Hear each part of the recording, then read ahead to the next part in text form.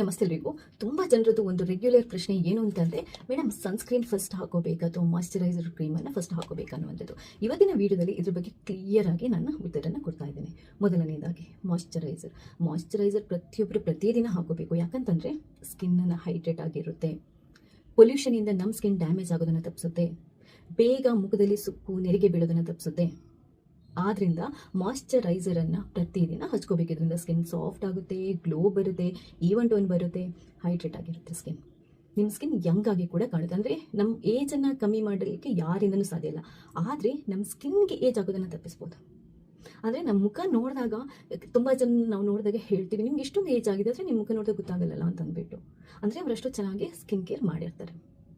So ನಮ್ಮ age ಆದರೂ ಗೊತ್ತಾಗಬಾರ್ದು, ಮುಖ ತುಂಬ ಚೆನ್ನಾಗಿರಬೇಕು, ಸ್ಕಿನ್ನಲ್ಲಿ ರಿಂಕಲ್ಸ್ ಕಮ್ಮಿ ಬೀಳಬೇಕು, ಸುಕ್ಕು ಬೀಳಬಾರ್ದು ಅಂತಿದ್ರೆ ನಾವು ಮಾಯ್ಶ್ಚರೈಸಿಂಗ್ ಕ್ರೀಮನ್ನು ಹಚ್ಕೊಳ್ಳೇಬೇಕು.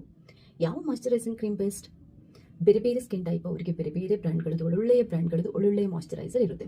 ಕೆಲವೊಂದು ಎಲ್ಲ ಟೈಪ್ ಆಫ್ ಸ್ಕಿನ್ಗೆ ಆಗುವಂಥದ್ದು, ಆಯಿಲ್ ಇರಲಿ ಡ್ರೈ ಇರಲಿ, ಎಲ್ಲ ಸ್ಕಿನ್ ಟೈಪ್ಗೆ ಆಗುವಂಥದ್ದು ಬೆಸ್ಟ್ ಮಾಯ್ಶ್ಚರೈಸರ್ ಕೂಡ ಇದೆ. ಅದರದ್ದು ಲಿಂಕ್ ಬೇಕಾದರೆ ಈ ವಿಡಿಯೋದಲ್ಲಿ ಹಾಕಿರ್ತೇನೆ. ನೀವು ಯೂಟ್ಯೂಬಲ್ಲಿ ನನ್ನ ವಿಡಿಯೋ ನೋಡೋದಿದ್ರೆ ಡೈರೆಕ್ಟಾಗಿ ನೀವು ಆ ಪ್ರಾಡಕ್ಟನ್ನು ಚೆಕ್ ಮಾಡ್ಬೋದು. ಇನ್ಸ್ಟಾದಲ್ಲಾದರೆ ಲಿಂಕ್ ಅಂತ ಕಮೆಂಟ್ ಮಾಡಿ. ಹಾಗಾದರೆ ಮಾಯ್ಶ್ಚರೈಸರನ್ನು ಯಾವಾಗ ಅಪ್ಲೈ ಮಾಡೋದು?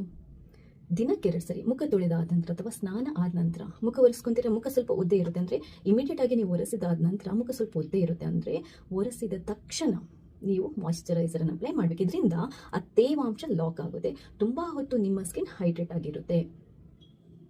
ಅದಾದ ನಂತರ ರಾತ್ರಿ ಮುಖ ತೊಳೆದು ಮುಖ ಒರೆಸಿ ಆದ ನಂತರ ಹಚ್ಕೋಬಹುದು. ರಾತ್ರಿ ಸನ್ಸ್ಕ್ರೀನ್ ಲೋಷನನ್ನು ಹಚ್ಕೊಳ್ಳುವಂಥ ಅವಶ್ಯಕತೆ ಇಲ್ಲ.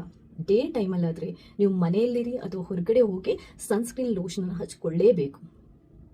ಸನ್ಸ್ಕ್ರೀನ್ ಲೋಷನ್ ಯಾಕೆ ಹಚ್ಕೊಳ್ಳೇಬೇಕು ಅಂತಂದರೆ, ನೀವು ಸನ್ಸ್ಕ್ರೀನ್ ಲೋಷನ್ ಹಚ್ಕೊಳ್ಳದೆ ಡೈರೆಕ್ಟಾಗಿ ಸೂರ್ಯನ ಕಿರಣಗಳಿಗೆ ಹೋದ್ರಿ ಅಂತಂದರೆ, ಹೊರಗಡೆ ಬಿಸಿಲಿಗೆ ಹೋದ್ರಿ ಅಂತಂದರೆ ಆ UV ರೇಸ್ ನಿಮ್ಮ ಸ್ಕಿನ್ನನ್ನು ಡ್ಯಾಮೇಜ್ ಮಾಡುತ್ತೆ, ಬೆವರುತ್ತೆ, ಪೋರ್ಸ್ ಕ್ಲಾಗ್ ಆಗುತ್ತೆ, ಅದರಿಂದ ಪಿಂಪಲ್ಸ್, ರ್ಯಾಷಸ್ ಬೀಳುತ್ತೆ.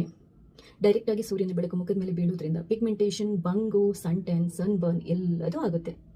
ಹಾಗಾದರೆ ಸ್ಕಿನ್ ಈವನ್ ಟೋನ್ ಆಗಿರಬೇಕು, ಬಂಗು ಪಿಗ್ಮೆಂಟೇಷನ್ ಆಗಬಾರ್ದು, ಸನ್ ಬರ್ನ್, ಸನ್ ಟ್ಯಾನ್ ಆಗಬಾರ್ದು ಅಂತಂದರೆ ನೀವು ಡೇ ಟೈಮಲ್ಲಿ ಸನ್ಸ್ಕ್ರೀನ್ ಲೋಷನ್ ಹಚ್ಕೊಳ್ಳೇಬೇಕು. ಮಾಯ್ಶ್ಚರೈಸರ್ ಅಪ್ಲೈ ಮಾಡಿ ಆದ ನಂತರ ನಿಮ್ಮ ಸ್ಕಿನ್ನಿಗೆ ಸೂಟ್ ಆಗುವಂಥ ಸನ್ಸ್ಕ್ರೀನ್ ಲೋಷನನ್ನು ಅಪ್ಲೈ ಮಾಡ್ಕೊಳ್ಳಿ. ಕೆಲವೊಂದು ಒಳ್ಳೆ ಸನ್ಸ್ಕ್ರೀನ್ ಲೋಷನ್ದು ಲಿಂಕ್ ಬೇಕಾದರೆ ವಿಡಿಯೋದಲ್ಲಿ ಹಾಕಿರ್ತೀನಿ. ಎಲ್ಲ ಟೈಪ್ ಆಫ್ ಸ್ಕಿನ್ಗೆ ಆಗುವಂಥದ್ದು. ನಿಮಗೆ ಪರ್ಟಿಕ್ಯುಲರ್ ಆಗಿ ಅದೇ ಸ್ಕಿನ್ ಟೈಪ್ಗೆ ಬೇಕು ಅಂತಂದರೆ ನೀವು ಈ ಲಿಂಕನ್ನು ಕ್ಲಿಕ್ ಮಾಡಿ ನಿಮ್ಗೆ ಅಲ್ಲಿ ಹೋದರೆ ಬೇರೆ ಪ್ರಾಡಕ್ಟ್ಗಳದ್ದು ಲಿಂಕ್ ಸಿಗುತ್ತೆ, ನೀವು ಚೆಕ್ ಮಾಡ್ಬೋದು. ಸೊ ಈ ಥರ ರೆಗ್ಯುಲರ್ ಆಗಿ ನೀವು ಸ್ಕಿನ್ ಕೇರ್ ಮಾಡ್ಕೊಂಡು ಬಂದರೆ ನಿಮ್ಮ ಸ್ಕಿನ್ ಬ್ಯೂಟಿಫುಲ್ ಆಗಿರೋದನ್ನು ಯಾರ ಕೈಂದಲೂ ತಪ್ಪಿಸೋಕೆ ಸಾಧ್ಯ ಇಲ್ಲ. ಇದು ಒಂದಿನದ ಪ್ರೊಸೆಸ್ ಅಲ್ಲ. ನೀವು ಪ್ರತಿನಿತ್ಯ ನೀವು ಹೆಲ್ದಿ ಆಗಿರಬೇಕು ಅಂತ ಆಹಾರನ ನಾವು ಹೇಗೆ ತಗೊಂತೀವೋ, ಸ್ಕಿನ್ ಹೆಲ್ದಿ ಆಗಿರಬೇಕು ಅಂತಂದರೆ ಪ್ರತಿನಿತ್ಯ ನಾವು ಸ್ಕಿನ್ ಕೇರ್ ಮಾಡಲೇಬೇಕು. ಇಷ್ಟಾದರೆ ಲೈಕ್ ಮಾಡಿ, ನಿಮ್ಮ ಹತ್ರ ನೋಡಿದ್ರೆ ಬೇರೆ ವಿಷಯ